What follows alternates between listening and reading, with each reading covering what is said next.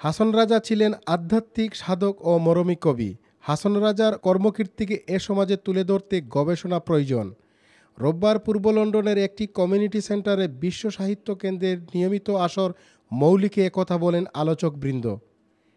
এ সময় হাসন রাজার কর্মকীর্তিকে তুলে ধরার জন্য হাসন রাজা ট্রাস্ট ইউকে কাজ করছে বলে জানালেন সংগঠকবৃন্দ।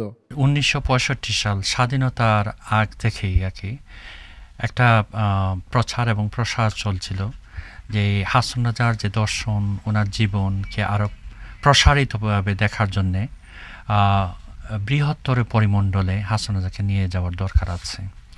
সেক্ষেত্রে বারবার হাসন উৎসবগুলাতে, বিশেষত সুনামগঞ্জে যেগুলো হয়েছে, সিলেটে হয়েছে যেগুলা, সেখানে এই আহ্বানই জানানো হয়েছে। আলোচনা সভায় অন্যান্যের মধ্যে উপস্থিত ছিলেন দেওয়ান আলম নূর রাজা, KM আবু তাহের চৌধুরী, সাদেক আহমদ সাদি, খাদিজা রহমান, আরফুমান চৌধুরী, সৌরভ জামান, শাহিনুর হীরক বিপু সহ আরও অনেকে। হাসন রাজা একজন জমিদার হয়েও মাটিয়ার মানুষের সাথে মিশে যে ভাবের কবি হয়েছেন, সে ভাবকে সকলের মাঝে তুলে ধরা প্রয়োজন। আব্দুল কাদির মুরাদ, বাংলা টিভি।